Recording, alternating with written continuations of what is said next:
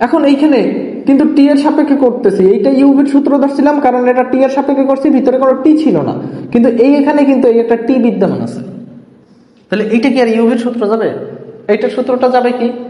আমরা বলি এখানে টি এর সাপেক্ষে কিন্তু আমরা ডিফারেন্সিয়েশনটা করতেছি, তাহলে এই ডিফারেন্সিয়েশনের ভিতরে শুধু টি রে রাখবো, আর রে আমরা বাইরে বের করে নিয়ে আসি।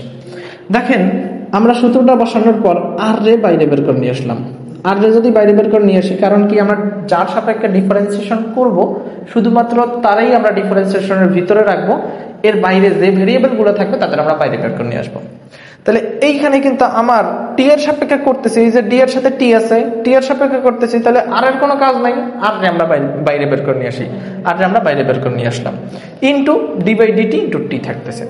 এখন আমরা কিন্তু একটা সূত্র জানি যে D by D X into X, এইটার সূত্র কিন্তু আমরা জানি 1, অর্থাৎ আপনি এক্স এর সাপেক্ষে ডিফারেন্সিয়েশন করতেছেন, এখানেও যদি এক্স থাকে এটার মান 1। তাহলে এইখানে কি দেখেন ডি বাই ডিটি ইন্টু টি, আপনি কি টি এর সাপেক্ষে ডিফারেন্সিয়েশন করতেছেন, এখানে টি আছে, এই যে ডি বাই ডি এক্স আর D by DT into T, D by D X into X আর D by DT into T, একই ফরম্যাট না?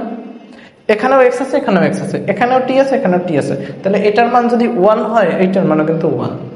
তাহলে আপনি বলতে পারেন এইটারে একটু গুণ করেন, পি, এই যে পি এবং